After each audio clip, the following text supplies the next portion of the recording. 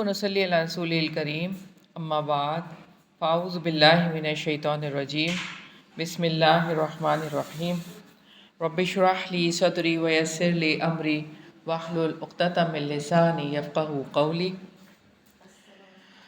سورہ بقرہ دوسرا پارہ رکوع نمبر 10 کا ہم آغاز کریں گے۔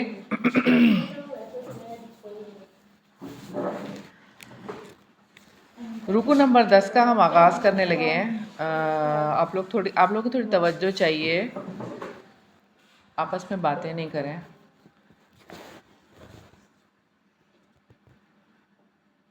اعوذ باللہ من الشیطان الرجیم سل بنی اسرائیل کم آتیناہم من آیت بینہ ومن یبدل نعمت اللہ من بعد ما جاءتہ فإن اللہ شدید العقاب۔ آپ بنی اسرائیل سے پوچھو ہم نے انہیں کتنی ہی کھلی نشانیاں دیں، اور جو کوئی اللہ تعالیٰ کی نعمت کو بدل دے اس کے بعد کہ وہ اس کے پاس آ چکی ہو تو یقیناً اللہ تعالیٰ بہت سخت سزا والا ہے۔ جنت کا راستہ مشکلات سے ڈھانپ دیا گیا۔ اس رکوع کے مین پوائنٹس ہیں: اختلافات کی حقیقت، جنت، صدقہ، قتال۔ نعمتیں زوال پذیر کیسے ہوتی ہیں اس آیت میں بتایا گیا۔ دنیا کے پیچھے بھاگنے والے ایمان والوں کا مذاق اڑاتے ہیں۔ دنیا کی زندگی ان کے لیے خوشنما بنا دی گئی جنہوں نے کفر کیا، اور وہ ان لوگوں کا مذاق اڑاتے ہیں جو ایمان لائے۔ حالانکہ جو لوگ اللہ تعالیٰ سے ڈر گئے وہ قیامت کے دن ان سے بلند ہوں گے، اور اللہ تعالیٰ جس کو چاہتا ہے بے حساب رزق دیتا ہے۔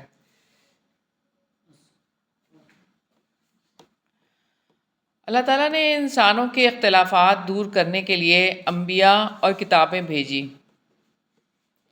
لوگ ایک ہی امت تھے، پھر اللہ تعالیٰ نے انبیاء کو خوشخبری دینے والے اور ڈرانے والے بنا کر بھیجا، اور ان کے ساتھ کتاب کو حق کے ساتھ نازل کیا تاکہ وہ لوگوں کے درمیان ان باتوں کا فیصلہ کر دے جن میں انہوں نے اختلاف کیا، اور اس میں اختلاف نہیں کیا مگر ان لوگوں نے جنہیں کتاب دی گئی اس کے بعد کہ ان کے پاس واضح دلائل آ چکے تھے۔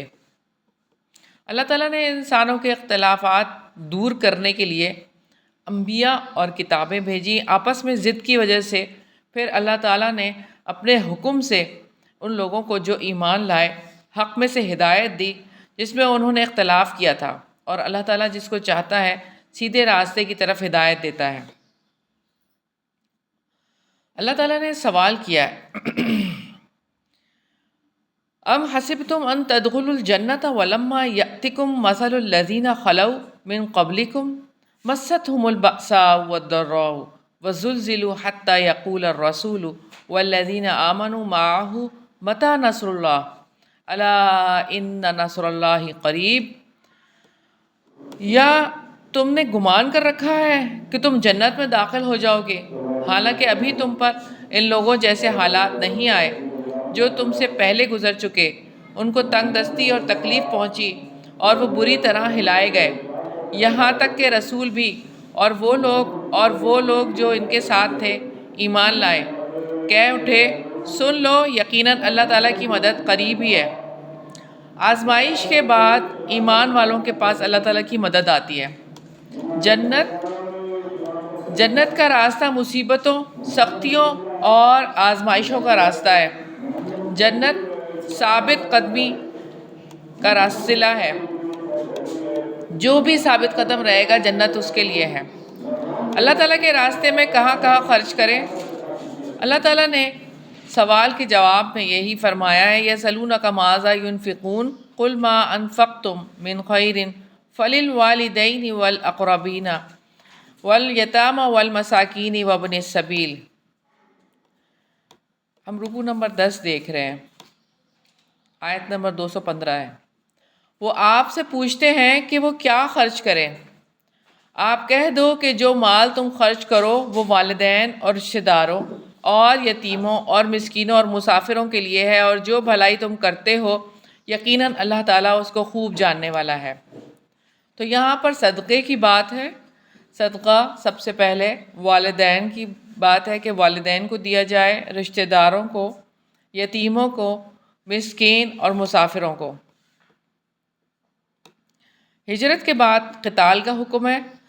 کتب علیکم القتال وہو کرہ لکم، تم پر قتال فرض کر دیا گیا حالانکہ وہ تمہارے لیے ناپسندیدہ ہے، اور ہو سکتا ہے کہ تم کوئی چیز ناپسند کرو اور وہ تمہارے لیے بہتر ہو، اور ہو سکتا ہے کہ تم کوئی چیز پسند کرو حالانکہ وہ تمہارے لیے بدتر ہو، اور اللہ تعالیٰ جانتا ہے اور تم نہیں جانتے۔ قتال واجب ہے، اور اللہ تعالیٰ نے یہاں فرمایا کہ تمہارے لیے ناپسندیدہ ہے لیکن تمہارے حق میں بہتر ہے۔ اس رکوع میں کرنے والے جو کام ہیں، تقوی، بشارت دینا، برے انجام سے ڈرانا، اللہ کے راستے میں والدین پر خرچ کرنا، رشتہ داروں پر خرچ کرنا، یتیموں پر خرچ کرنا اور مسافروں پر خرچ کرنا۔ جو کام یہاں نہیں کرنے اور بتائے گئے ہیں اس رکوع میں، کفر، حق میں اختلاف کرنا، ایمان والوں کا مذاق اڑانا، بغیاً بینہم، آپس میں زیادتی کرنا، یہ کام نہیں کرنے۔ کمٹمنٹ پوائنٹس ہیں۔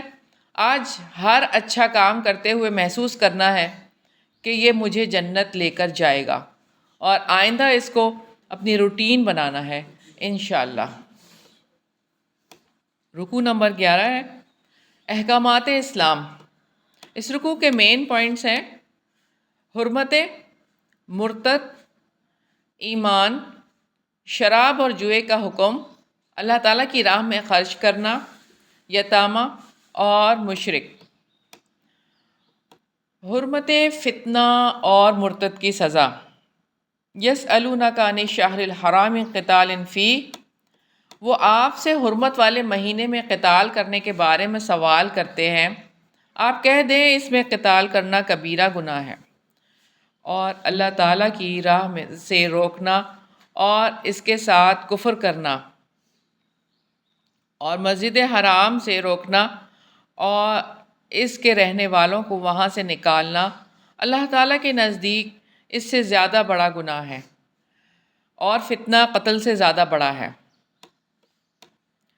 اور وہ ہمیشہ تم سے لڑتے رہیں گے حتیٰ کہ اگر وہ استطاعت پائیں تو تمہیں تمہارے دین ہی سے پھیر دیں، اور تم میں سے جو اپنے دین سے پھر جائے پھر وہ مر جائے اس حال میں کہ وہ کافر ہو، تو یہی لوگ ہیں جن کے اعمال دنیا اور آخرت میں ضائع ہو گئے، اور یہی لوگ آگ والے ہیں، وہ اس میں ہمیشہ رہنے والے ہیں۔ ایمان لا کر ہجرت اور جہاد فی سبیل اللہ کرنے والے ہی اللہ تعالیٰ کی رحمت کی امید لگا سکتے ہیں۔ ان الذین آمنوا والذین ہاجروا وجاہدوا فی سبیل اللہ اولئک یرجون رحمت اللہ واللہ غفور الرحیم، یقیناً جو لوگ ایمان لائے اور جنہوں نے ہجرت کی اور اللہ تعالیٰ کی راہ میں جہاد کیا، وہی اللہ تعالیٰ کی رحمت کی امید رکھتے ہیں، اور اللہ تعالیٰ بے حد بخشنے والا، نہایت رحم والا ہے۔ شراب اور جوئے کا پہلا حکم جو کہ یہاں پر آیا، یسألونک عن الخمر والمیسر قل فیہما اسم کبیر، وہ آپ سے شراب اور جوئے کے بارے میں پوچھتے ہیں، آپ کہہ دیں کہ ان دونوں میں بہت بڑا گناہ ہے اور لوگوں کے لیے کچھ فائدے بھی ہیں، اور ان دونوں کا گناہ ان کے فائدے سے بہت بڑا ہے، اور وہ آپ سے پوچھتے ہیں کہ کیا خرچ کریں، آپ کہہ دیں کہ جو ضرورت سے زائد ہو۔ اللہ تعالیٰ اسی طرح تمہارے لیے آیات کھول کر بیان کرتا ہے تاکہ تم غور و فکر کرو۔ شراب اور جوئے کا حکم ہے کہ یہ بہت بڑا گناہ ہے، کچھ اس کے فوائد بھی ہیں۔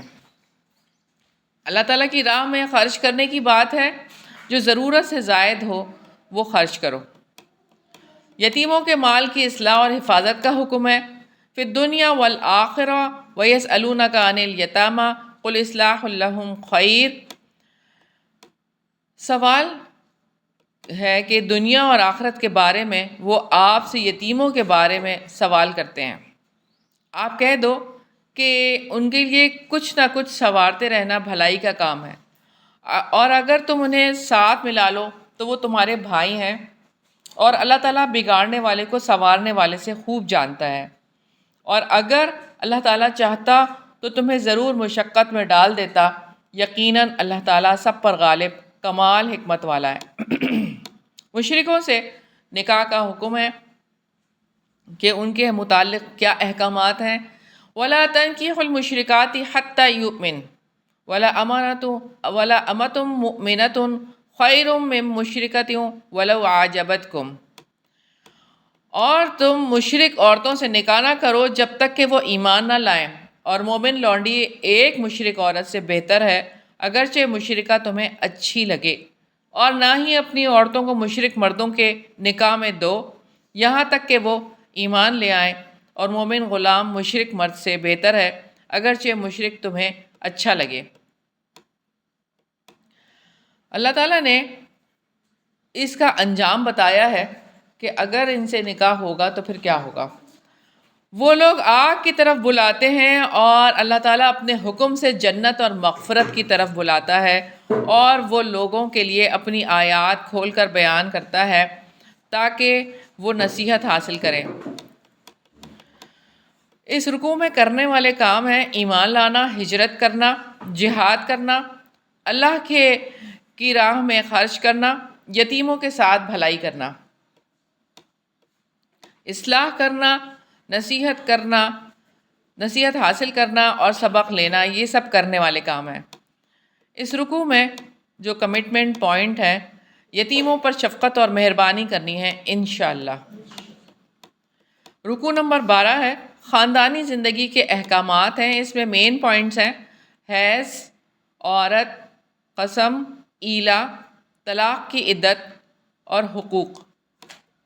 حیض کے احکامات ہیں: وَيَسْأَلُونَكَ عَنِ الْمَحِيضِ قُلْ هُوَ أَذًى فَاعْتَزِلُوا النِّسَاءَ فِي الْمَحِيضِ، اور وہ آپ سے حیض کے بارے میں سوال کرتے ہیں، آپ کہہ دو کہ وہ گندگی ہے، چنانچہ حیض میں عورتوں سے الگ رہو، اور جب تک وہ پاک نہ ہو جائیں ان کے قریب نہ جاؤ، پھر جب وہ غسل کر لیں تو جہاں سے اللہ تعالیٰ نے تمہیں حکم دیا ہے ان کے پاس آؤ، یقیناً اللہ تعالیٰ بہت توبہ کرنے والوں اور بہت پاک رہنے والوں سے محبت کرتا ہے۔ حیض پہلا پوائنٹ گندگی ہے۔ دوسرا پوائنٹ ہے مرد عورت سے اس حالت میں تعلق قائم نہیں کرے گا۔ تیسرا پوائنٹ ہے پاکی کا غسل کرنے کے بعد ازدواجی تعلق قائم ہو سکتا ہے۔ اللہ تعالیٰ نے ازدواجی تعلق کو خدا خوفی اور ثواب کی امید کی بنیاد پر قائم کیا ہے۔ نساؤکم حرث لکم، تمہاری عورتیں تمہارے لیے کھیتیاں ہیں، چنانچہ جہاں سے چاہو اپنی کھیتی میں آؤ، اور اپنی جان کے لیے عمل آگے بھیجو، اور اللہ تعالیٰ سے ڈرو، اور جان لو یقیناً تم اس سے ملاقات کرنے والے ہو، اور آپ ایمان والوں کو خوشخبری دے دیں۔ عورت مرد کے لیے کھیتی ہے، فطری طور پر بیوی سے تعلق جیسے چاہیں رکھیں، اپنی نسل کے اخلاق اور ان کی تربیت کی فکر کریں، اللہ تعالیٰ سے ڈریں۔ اللہ تعالیٰ کی قسم سے ناجائز فائدہ نہ اٹھاؤ۔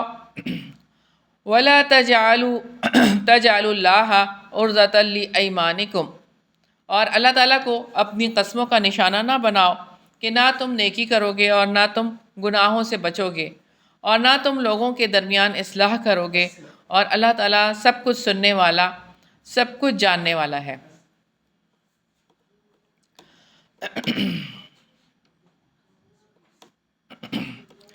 پکڑ دلوں کے افعال پر ہوگی۔ لا یؤاخذکم اللہ باللغو فی ایمانکم، اللہ تعالیٰ تمہاری لغو قسموں پر تمہیں نہیں پکڑتا، وہ اس کی وجہ سے تمہیں پکڑتا ہے جو تمہارے دلوں نے کمایا، اور اللہ تعالیٰ بے حد بخشنے والا نہایت بردبار ہے۔ قسم کی بات ہے بھلائی کے کاموں سے، یعنی باز رہنے کے لیے نہ ہو، یعنی بھلائی کے کاموں کے لیے یعنی نہ کرنے کی قسم نہ کھائیں۔ لفظ قسموں پر گرفت نہیں ہے، سچے دل سے کھائی جانے والی قسموں پر مواخذہ کرے گا۔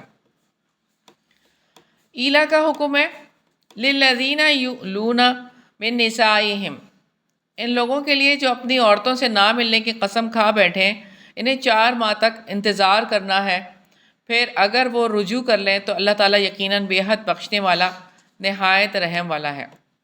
ایلا، مرد نے عورت سے تعلق نہ رکھنے کی قسم کھائی ہو تو اسے ایلا کہتے ہیں۔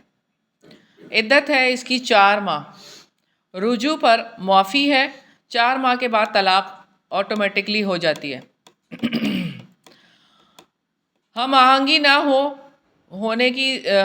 نہ ہونے کی صورت میں اللہ تعالیٰ نے طلاق کا راستہ کھولا ہے۔ وَإِنْ عَزَمُوا الطَّلَاقَ فَإِنَّ اللَّهَ سَمِيعٌ عَلِيمٌ، اور اگر وہ طلاق دینے کا ارادہ کریں تو اللہ تعالیٰ یقیناً سب کچھ سننے والا، سب کچھ جاننے والا ہے۔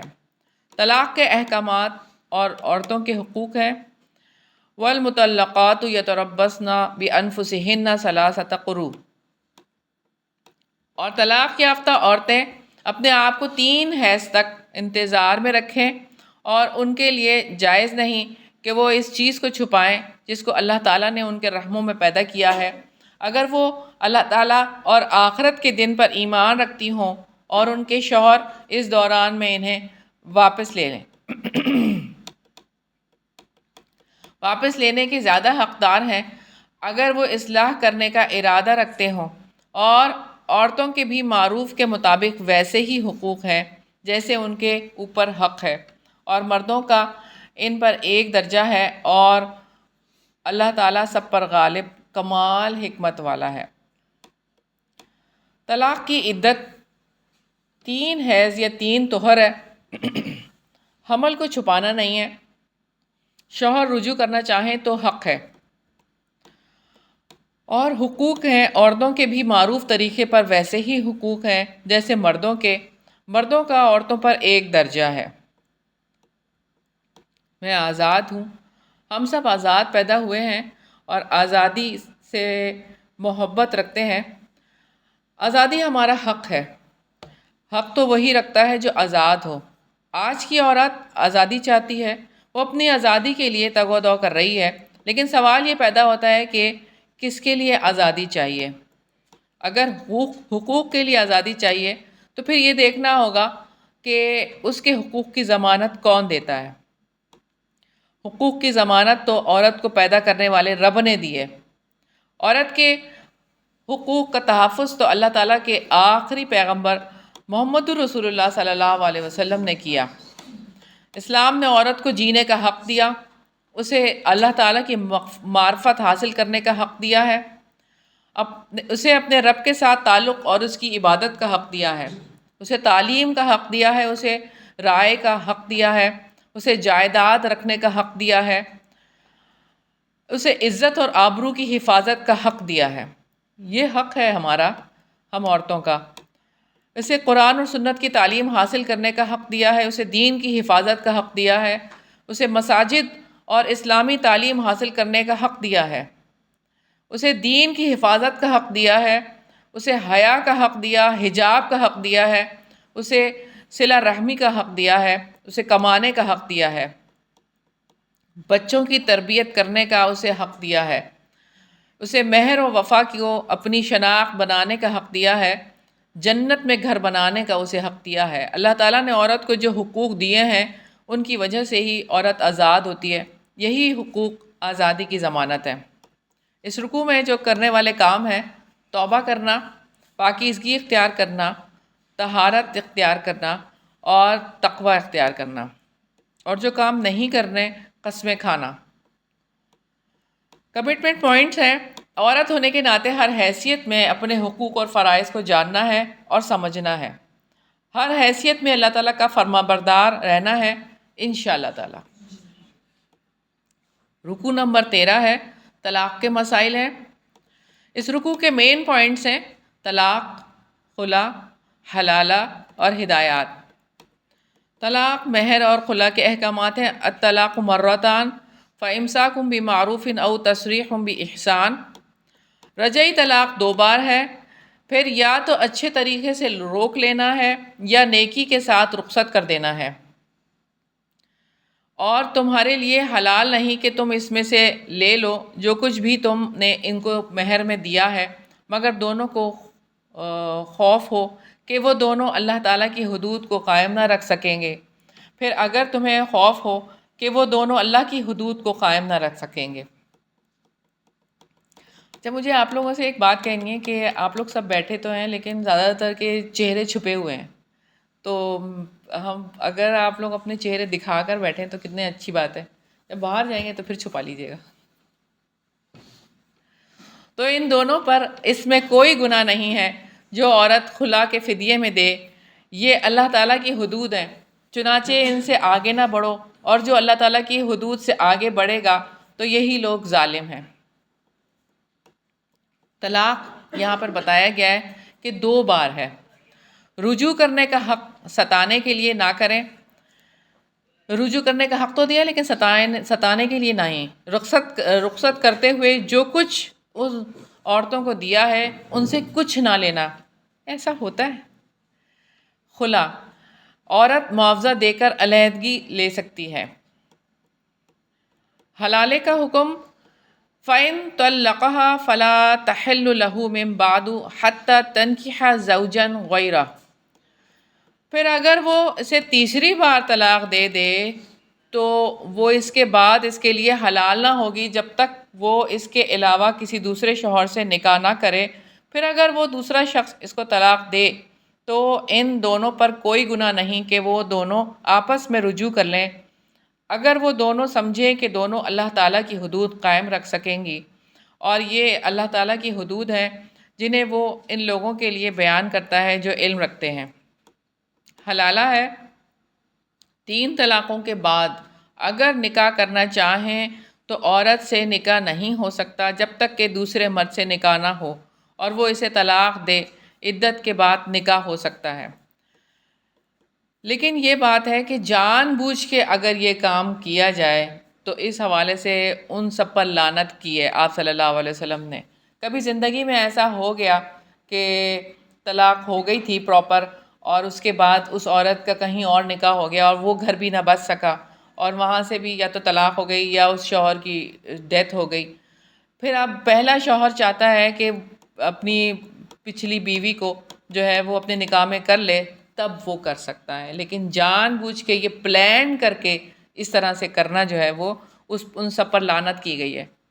جب عورت عدت کو پہنچنے لگے تو وَإِذَا طَلَّقْتُمُ النِّسَاءَ فَبَلَغْنَ أَجَلَهُنَّ فَأَمْسِكُوهُنَّ بِمَعْرُوفٍ أَوْ سَرِّحُوهُنَّ وَلَا بِمَعْرُوفٍ، اور جب تم اپنی عورتوں کو طلاق دو پس وہ اپنی عدت کو پہنچ جائیں تو اچھے طریقے سے انہیں روک لو یا اچھے طریقے سے انہیں چھوڑ دو، اور انہیں تکلیف دینے کے لیے نہ روکو گے، نہ روکے رکھو کہ تم زیادتی کرو، اور جو ایسا کرے تو یقیناً اس نے اپنی جان پر ظلم کیا، اور اللہ تعالیٰ کی آیات کو مذاق نہ بناؤ۔ جب عورت عدت کو پہنچنے لگے تو اور اپنے اوپر اللہ تعالیٰ کی نعمت کو یاد کرو، اور جو کتاب و حکمت میں سے اس نے تم پر نازل کیا وہ تمہیں اس کے ساتھ نصیحت کرتا ہے، اور اللہ تعالیٰ سے ڈرو اور جان لو یقیناً اللہ تعالیٰ ہر چیز کو خوب جاننے والا ہے۔ ہدایات ہے، اللہ تعالیٰ کی آیات کا مذاق نہ بناؤ، اللہ تعالیٰ کی نعمت عظمیٰ کو یاد کرو، اللہ تعالیٰ کی نصیحت ہے کہ جو کتاب اور حکمت تم پر نازل کی ہے اس کا احترام ملحوظ رکھو، اللہ تعالیٰ سے ڈرو۔ اس رکوع میں کرنے والے کام ہیں اللہ تعالیٰ کے انعامات کو یاد رکھنا، طہارت حاصل کرنا، اور جو کام نہیں کرنے اللہ تعالیٰ کی حدود سے تجاوز کرنا، اللہ کی آیات کا مذاق اڑانا اور ظلم، یہ کام نہیں کرنے۔ کمٹمنٹ پوائنٹ ہے، اپنے نظام حیات سے دل سے محبت کرنی ہے، اس کے ہر قانون کے لیے دل میں محبت سے گنجائش پیدا کرنی ہے انشاءاللہ تعالی۔ یعنی اسلام ہی اصل پریکٹسنگ دین ہے۔ رکو نمبر 14 ہے خاندانی نظام کی اصلاح کے احکامات ہیں۔ اس رکوع کے مین پوائنٹس ہیں رضاعت اور عدت و وفات۔ رجعی طلاق کے بعد سابقہ شوہر بیوی کے نکاح میں رکاوٹ نہ بنو۔ وَإِذَا طَلَّقْتُمُ النِّسَاءَ فَبَلَغْنَ أَجَلَهُنَّ فَلَا تَعْضُلُوهُنَّ أَن يَنكِحْنَ أَزْوَاجَهُنَّ إِذَا تَرَاضَوْا بَيْنَهُم بِالْمَعْرُوفِ، اور جب تم عورتوں کو طلاق دو اور وہ اپنی عدت کو پہنچ جائیں تو ان کو نہ روکو کہ وہ اپنے شوہروں کے ساتھ نکاح کر لیں جب وہ اچھے طریقے سے آپس میں راضی ہو جائیں. یہ ہے جس کے ساتھ اس شخص کو نصیحت کی جاتی ہے جو تم میں سے اللہ تعالیٰ پر اور یوم آخرت پر ایمان رکھتا ہے. یہی تمہارے لیے زیادہ پاکیزہ اور صاف ستھرا ہے اور اللہ تعالیٰ جانتا ہے اور تم نہیں جانتے.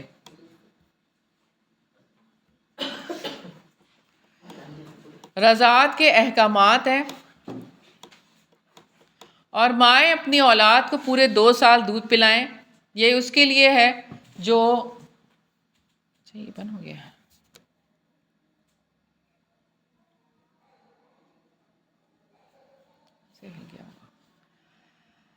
اور مائیں اپنی اولاد کو پورے 2 سال دودھ پلائیں. یہ اس کے لیے ہے جو ارادہ رکھے کہ رضاعت کی مدت کو پورا کرے اور باپ کے ذمہ ان عورتوں کو معروف کے مطابق کھانا اور کپڑے دینا ہے کہ کسی شخص کو اس کی طاقت سے زیادہ تکلیف نہیں دی جاتی، نہ کسی ماں کو اس کے بچے کی وجہ سے نقصان پہنچایا جائے اور نہ ہی باپ کو اس کے بچے کی وجہ سے تکلیف دی جائے.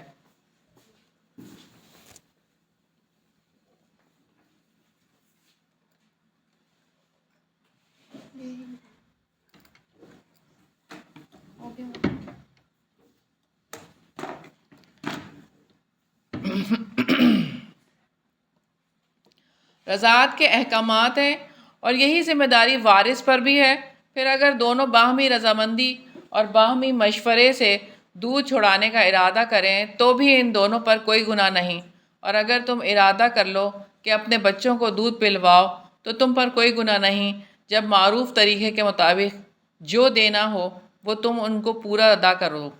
اور اللہ تعالیٰ سے ڈرو اور جان رکھو یقیناً جو بھی تم کرتے ہو اللہ تعالیٰ اس کو خوب دیکھنے والا ہے.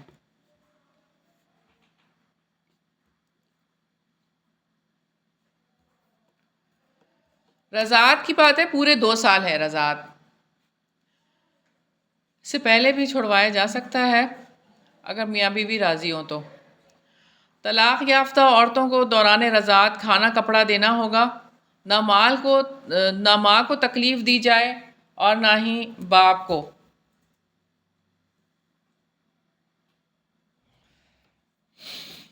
اور نہ ہی باپ پر دباؤ ڈالا جائے. باپ نہ ہو تو دودھ پلانے والی ماں کا خرچ وارث برداشت کرے گا. باہمی رضامندی اور مشورے سے دودھ چھڑوا سکتے ہیں. معاوضے پر دودھ کسی اور عورت سے بھی پلوایا جا سکتا ہے. ماں کا دودھ بچے کا حق ہے. عدت اور وفات. والذین یتوفون منکم ویذرون ازواجا یتربصن بانفسہن 4 اشہر وعشرا. عدت و وفات. اور جو لوگ تم میں سے وفات پا جائیں اور اپنے پیچھے بیویاں چھوڑ جائیں وہ اپنے آپ کو 4 مہینے اور 10 دن تک انتظار میں رکھیں. پھر جب وہ اپنی عدت کو پہنچ جائیں تو جو کچھ وہ اپنی ذات کے بارے میں معروف طریقے سے کریں تم پر اس کا کوئی گناہ نہیں.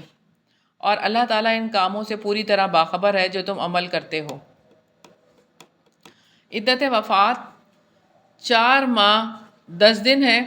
بیوہ اپنی عدت 4 ماہ 10 دن گزارے گی. زمانہ عدت میں نکاح کا پیغام نہیں دیا جا سکتا. نکاح کی بات اشارے کنائے میں یا دل میں رکھنے میں حرج نہیں. عقد نکاح کا ارادہ اس دوران نہیں ہو سکتا. وفات کے بعد عدت کی صورتیں ہیں. پہلی صورت ہے نکاح ہوا، رخصتی نہیں ہوئی، حمل نہیں ہے، 4 ماہ 10 دن اس کی عدت ہے. عدت کا حکم. دوسری صورت ہے نکاح ہوا، رخصتی ہوئی، حمل نہیں ہے، 4 ماہ 10 دن. تیسری صورت ہے نکاح ہوا، رخصتی ہوئی، حمل ہے، وضع حمل تک یعنی بچے کی پیدائش تک. یعنی ہر حال میں چاہے رخصتی ہو یا نہ ہو عدت تو عورت نے گزارنی ہے 4 مہینے 10 دن. عدت کے دوران عقد نکاح کا ارادہ نہ کرو.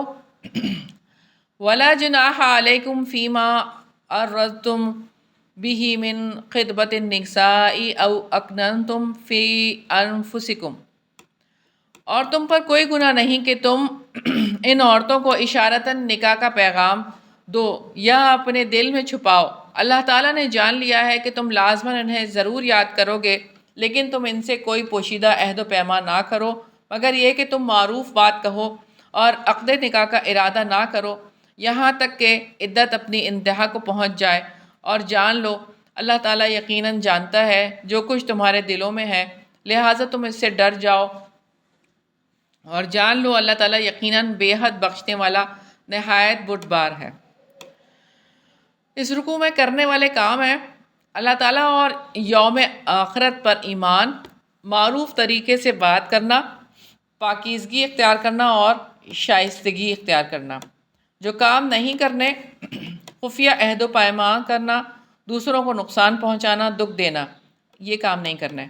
کمٹمنٹ پوائنٹس ہیں۔ آج 5 دفعہ یہ الفاظ تنہائی میں اپنے آپ سے کہنے ہیں کہ اللہ تعالیٰ کا ہر حکم، اللہ کی ہر بات میرے لیے اور سب کے لیے بہتر ہے، اور آئندہ یہ سلسلہ جاری رکھنا ہے انشاءاللہ تعالیٰ۔ رکوع نمبر 15 ہے احکامات اور صلاۃ۔ مین پوائنٹس ہیں اس رکوع کے: مہر، بیوہ عورت کی عدت 1 سال، ابتدائی حکم تھا یہ، بعد میں یہ منسوخ ہو گیا۔ نمازوں کی نگہداشت کرو۔ مہر کے احکامات ہیں: لا جناح علیکم ان طلقتم النساء، تم پر کوئی گناہ نہیں ہے اگر تم عورتوں کو طلاق دے دو کہ تم نے ابھی انہیں ہاتھ نہ لگایا یا ان کا مہر تک مقرر نہ ہو، اور ان کو کچھ سامان دے دو خوشحال پر اس کی کشائش کے مطابق اور تنگ دست پر اس کی حیثیت کے مطابق معروف طریقے سے ساز و سامان دینا ہے، نیکی کرنے والوں پر یہ حق ہے۔ مہر کون معاف کر سکتا ہے؟ وَإِن طَلَّقْتُمُوهُنَّ مِن قَبْلِ أَن تَمَسُّوهُنَّ وَقَدْ فَرَضْتُمْ، اور اگر تم نے انہیں طلاق دے دی اس سے پہلے کہ تم انہیں ہاتھ لگاؤ اور تم ان کے لیے مہر بھی مقرر کر چکے تھے، تو جو تم نے مقرر کیا اس کا نصف لازم ہے، مگر یہ کہ وہ خود معاف کر دے یا وہ مرد معاف کر دے جس کے ہاتھ میں نکاح کی گرہ ہے، اور تقویٰ کے زیادہ قریب یہی ہے کہ تم معاف کر دو اور آپس میں فضل کو فراموش نہ کرو، یقیناً تم جو کچھ کرتے ہو اللہ تعالیٰ اس کو خوب دیکھنے والا ہے۔ اب مہر کی صورتیں ہیں۔ پہلی صورت یہ ہے کہ نکاح ہوا، مہر کا تقرر نہیں ہوا، یعنی مہر مقرر نہیں ہوا تھا، رخصتی بھی نہیں ہوئی، متع طلاق دیا جائے گا، یعنی کچھ دے دلا کر اس کو رخصت کر دیا جائے گا۔ دوسری صورت یہ ہے کہ نکاح ہوا، مہر کا تقرر ہوا، یعنی مہر مقرر کیا گیا اور رخصتی نہیں ہوئی، آدھا مہر دیا جائے گا۔ تیسری صورت ہے نکاح ہوا، مہر کا تقرر نہیں ہوا اور رخصتی ہوئی، مہر مثل دیا جائے گا، یعنی دیکھا جائے گا کہ لڑکی کے خاندان میں کتنا مہر ہوتا ہے، اس کی مثل دیا جائے گا۔ چوتھی صورت یہ ہے نکاح ہوا، مہر کا تقرر ہوا، رخصتی ہوئی، پورا مہر دیا جائے گا۔ نمازوں کی حفاظت کرو۔ حافظوا علی الصلوات والصلاۃ الوسطی وقوموا للہ قانتین، سب نمازوں کی حفاظت کرو اور خصوصاً درمیانی نماز کی، اور اللہ تعالیٰ کے لیے فرما بردار بن کر کھڑے ہو جاؤ۔ خوف کے بعد حالت امن کی نماز ہے، پھر اگر تمہیں خوف ہو تو پیدل یا سوار ہو کر پڑھ لو، پھر جب امن میں آ جاؤ تو اللہ تعالیٰ کو ایسے ہی یاد کرو جیسے اس نے تمہیں سکھایا ہے، جسے تم نہیں جانتے تھے۔ عدت وفات کا پہلا حکم منسوخ ہو گیا، اور اگر تم نے انہیں طلاق دے دی اس سے پہلے کہ تم انہیں ہاتھ لگاؤ اور تم ان کے لیے مہر بھی مقرر کر چکے تھے، تو جو تم نے مقرر کیا اس کا نصف لازم ہے، مگر یہ کہ وہ خود معاف کر دیں یا وہ مرد معاف کر دے جس کے ہاتھ میں نکاح کی گرہ ہے، اور تقویٰ کے زیادہ قریب یہی ہے کہ تم معاف کر دو اور آپس میں فضل کو فراموش نہ کرو، یقیناً تم جو کچھ کرتے ہو اللہ تعالیٰ اس کو خوب دیکھنے والا ہے۔ متع طلاق واجب ہے، اور طلاق یافتہ عورتوں کو معروف طریقے سے کچھ سامان دینا متقی لوگوں پر لازم ہے۔ اسی طرح اللہ تعالیٰ اپنی آیات تمہارے لیے کھول کر بیان کرتا ہے تاکہ تم سمجھو۔ اس رکوع میں کرنے والے کام ہیں احسان، نرمی سے کام لینا، تقوی، آپس کے معاملات میں فیاضی کو نہ بھولنا، اللہ کی طرف دلی جھکاؤ کے ساتھ فرما برداری کرنا، نمازوں کی نگہداشت کرنا، اللہ تعالیٰ کا ذکر کرنا، وصیت کرنا، عقل سے کام لینا۔ کمٹمنٹ پوائنٹس ہیں، اپنی نمازوں کی نگہداشت کرنی ہے انشاءاللہ تعالیٰ۔ اس مقصد کے لیے اصلاح کے 7 رنگ سے نماز کی درستگی کے لیے مدد لی جا سکتی ہے۔ ایک چھوٹی سی کتاب ہے ہماری النور کی پرنٹ ہوئی ہوئی، کہ جس کے اندر 7 پوائنٹس پہ جو ہے وہ چھوٹی چھوٹی ڈیلی کی باتیں لکھی ہوئی ہیں، پہلا دن، دوسرا دن، پورے مہینے کے 30 دن کی وہ کتاب ہے۔ انشاءاللہ تعالیٰ وہ بہت جلد آ جائے گی یا میسر ہوگی۔ رکوع نمبر 16 ہے، تاریخ بنی اسرائیل میں عبرت ہے۔ اس کے مین پوائنٹس ہیں، خروج بنی اسرائیل، بنی اسرائیل کا جہاد کے لیے بادشاہ مقرر کرنے کا مطالبہ، حق کی گواہی، تقدیر سے کوئی نہیں بھاگ سکتا، خروج بنی اسرائیل موت سے بچنے کے لیے گھروں سے نکلے تھے۔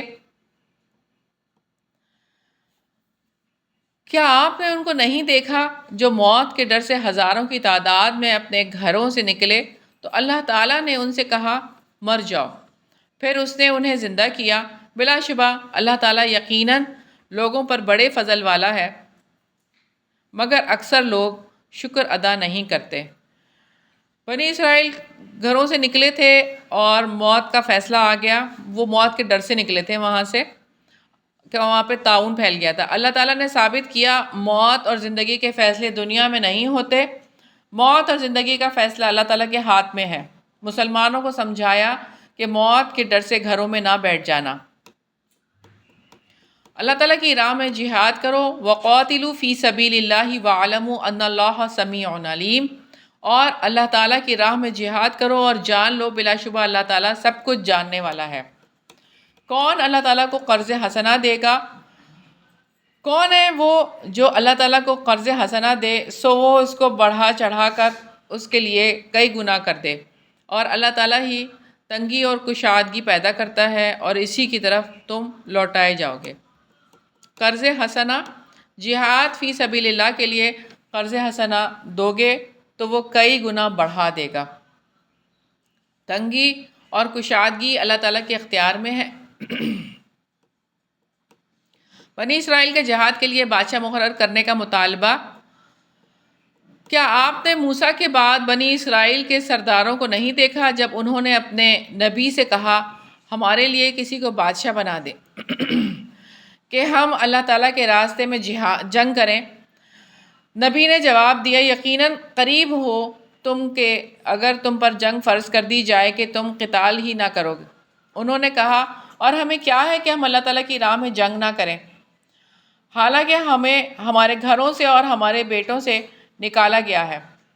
پھر جب ان پر جنگ فرض کر دی گئی تو ان میں سے تھوڑی سی تعداد کے علاوہ باقی سب پھر گئے، اور اللہ تعالیٰ ظالموں کو خوب جاننے والا ہے۔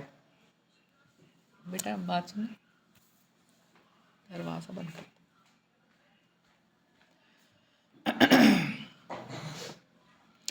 طالوت کی بادشاہت پر اعتراضات، وقال لهم نبیہم ان اللہ قد بعث لکم طالوت ملکا، اور ان کے نبی نے ان سے کہا بلا شبہ اللہ تعالیٰ نے یقیناً طالوت کو تمہارے لیے بادشاہ مقرر کیا ہے۔ انہوں نے جواب دیا ہم پر اس کی حکومت کیسے ہو سکتی ہے جبکہ ہم اس سے زیادہ بادشاہت کے حقدار ہیں، اور اسے مالی کشائش بھی نہیں دی گئی۔ نبی نے کہا بلا شبہ اللہ تعالیٰ نے اسے تم پر چنا ہے اور اسے علمی اور جسمانی فراخی عطا کی ہے، اور اللہ تعالیٰ اپنی بادشاہت جسے چاہتا ہے عطا کرتا ہے، اور اللہ تعالیٰ بڑی وسعت والا سب کچھ جاننے والا ہے۔ بادشاہت کی علامات، تابوت سکینہ کی واپسی کو بنایا گیا، اور ان سے ان کے نبی نے کہا اس کی بادشاہت کی نشانی یہ ہے کہ تمہارے پاس وہ صندوق آ جائے گا جس میں تمہارے رب کی طرف سے سکینت ہوگی اور آل موسیٰ اور آل ہارون کی باقیات ہوں گی، اس کو فرشتے اٹھا کر لائیں گے، بلا شبہ اس میں تمہارے لیے یقیناً نشانی ہے اگر تم مومن ہو۔ بنی اسرائیل کا جہاد کے لیے بادشاہ مقرر کرنے کا مطالبہ تھا، بادشاہ مقرر کریں تاکہ جہاد فی سبیل اللہ کریں۔ نبی نے کنفرم کیا کہ کہیں پھر پیچھے نہ ہٹو گے، تو طالوت کو بادشاہ مقرر کر دیا گیا۔ طالوت پر اعتراضات تھے کہ بادشاہ کا مستحق یہ نہیں ہو سکتا، اس کو تو مال ہی نہیں دیا گیا، اور اللہ تعالیٰ نے اسے علمی اور جسمانی برتری عطا کی تھی، یعنی بادشاہ بننے کی یہاں پر جو کوالٹی بتائی اللہ تعالیٰ نے وہ کیا، علم میں پختہ ہونا چاہیے، جسمانی لحاظ سے اس کو برتری ہونی چاہیے۔ بادشاہت کی علامات تابوت سکینہ کی واپسی کو بنا دیا تھا۔ تابوت سکینہ وہ تابوت تھا جس میں حضرت موسیٰ علیہ السلام کی کچھ باقیات تھیں، اور جو بنی اسرائیل کے لیے بہت زیادہ معتبر تھیں، اس وجہ سے کہ وہ آئے گا، تو اس کا مطلب یہ ہے کہ یہ بادشاہ بنے گا طالوت۔ اس رکوع میں کرنے والے کام ہیں جہاد کرنا، اللہ تعالیٰ کو قرض حسنہ دینا، اور جو کام نہیں کرنے، ناشکری کرنا، ظلم کرنا، میدان جنگ سے پیٹ پھیرنا، اللہ تعالیٰ کے فیصلوں پر اعتراض کرنا۔ کمٹمنٹ پوائنٹس ہیں، آج ضرور ڈیسائیڈ کرنا ہے کہ میں نے کیا قرض حسنہ دینا ہے انشاءاللہ تعالیٰ۔ اللہ تعالیٰ نے زندگی دی ہے، زندگی کی ہر نعمت دی، اللہ تعالیٰ نے دین کی اشاعت کے لیے قرض مانگا ہے، تو میں نے قرض حسنہ دینا ہے۔ آج دن میں 5 مرتبہ یہ میسج خود کو دینا ہے، اور اونچی اونچی بول کر تنہائی میں، کہ میری زندگی اور موت کا فیصلہ اللہ تعالیٰ کے ہاتھ میں ہے۔ رات اور صبح کے اوقات میں دعائیں پڑھتے ہوئے اپنے آپ کو یہ ریئلائز کروانا ہے کہ میری زندگی اور موت اللہ تعالیٰ کے ہاتھ میں ہے، چاہے گا تو واپس بلا لے گا اور چاہے گا تو زندہ رکھے گا۔ آخری آیات ہیں اس پارے کی۔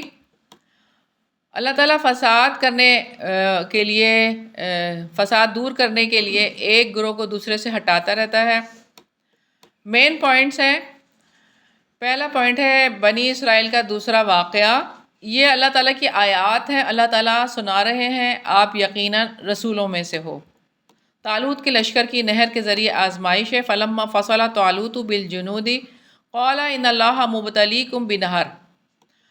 پس جب طالوت فوجوں کے ساتھ جدا ہوا تو اس نے کہا اللہ تعالیٰ تمہیں یقیناً ایک نہر کے ذریعے آزمانے والا ہے، چنانچہ جس نے اس میں سے پیا وہ مجھ سے نہیں، اور جس نے اسے نہ چکھا تو یقیناً وہ میرا ہے، مگر جو کوئی اپنے ہاتھ سے ایک چلو بھر لے، سو ان میں سے تھوڑے لوگوں کے سوا سب نے پیا۔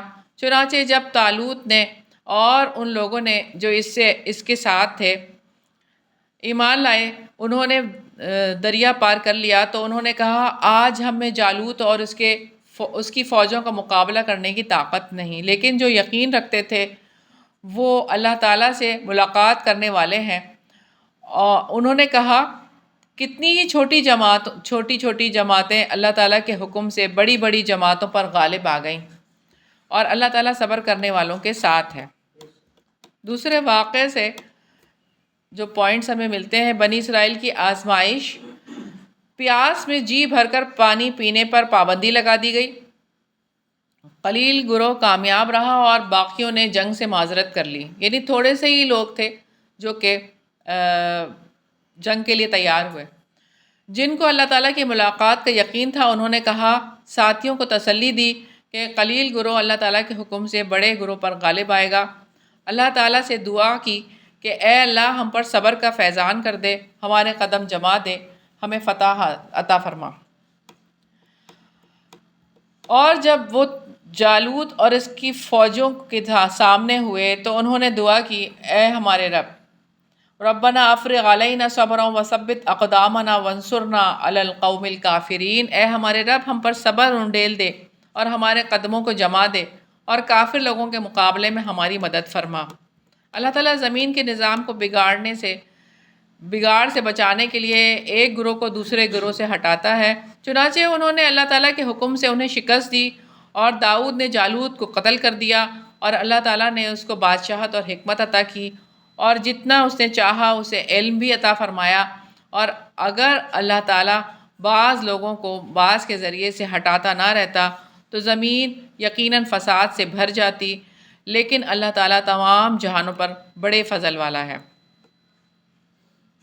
محمد رسول اللہ صلی اللہ علیہ وسلم یقیناً اللہ تعالیٰ کے رسول ہیں۔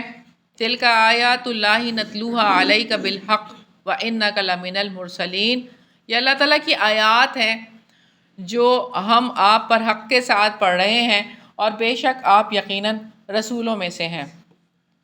آخری آیت میں کرنے والے کام ہیں صبر کرنا، دعائیں کرنا، ماضی کے واقعات سے سبق لینا، ثابت قدمی کرنا، اور جو کام اس میں نہیں کرنے، آزمائش میں ناکام ہونا، بے صبری کا مظاہرہ کرنا، اجتماعی کاموں میں سستی کا مظاہرہ کرنا۔ جو کام کمٹمنٹ پوائنٹس ہیں جو ہم نے کرنے ہیں، حق اور باطل کی جنگ جو آج گھر گھر جاری ہے، اس میں نے خاموش نہیں رہنا، اور آج سے میں نے باقاعدہ اسلام اور غیر اسلام کی جنگ میں حصہ لینا شروع کر دینا ہے۔ جہاں بھی ہوں، جیسے بھی ہوں، اب اللہ تعالیٰ ہی کی ہو کر رہوں گی، اللہ تعالیٰ کی طرف، اس کی رہنمائی کی طرف زندگی بھر بلاتی رہوں گی انشاءاللہ تعالیٰ۔